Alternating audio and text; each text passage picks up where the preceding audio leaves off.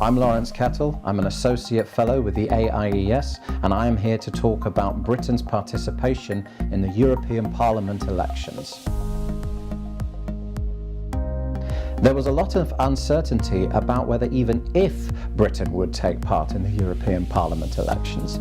The Prime Minister Theresa May wanted to avoid this, as she believed that it was more important to get a deal through Parliament so that Britain would not have to take part in the European Parliament election.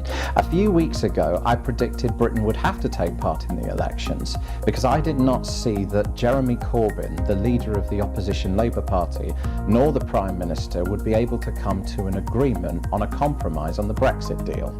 That prediction has now come true, and Britain will take part in the European Parliament elections on the 23rd of May. Currently, according to YouGov surveys and opinion polls, Nigel Farage's new anti-European Brexit Party is due to take 34% of the vote. At first glance of these polls, it seems that the UK's vote has swung firmly behind a hard Brexit.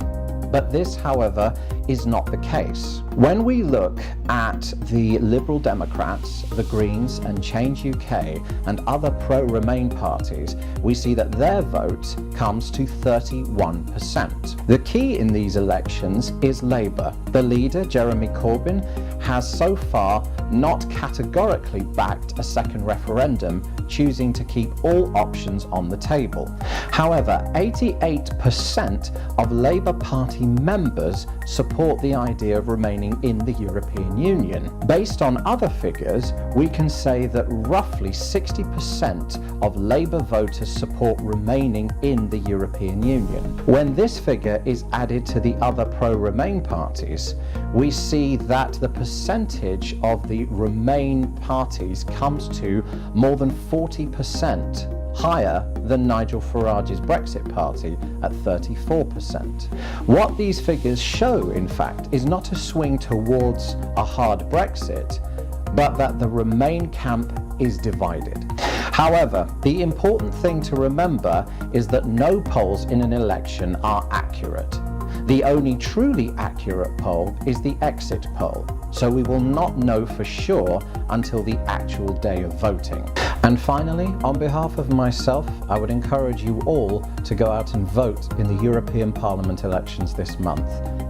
These European Parliament elections are going to be the most important in Britain's political history. They represent a fight between the pro-Brexit forces and the pro-Remain forces.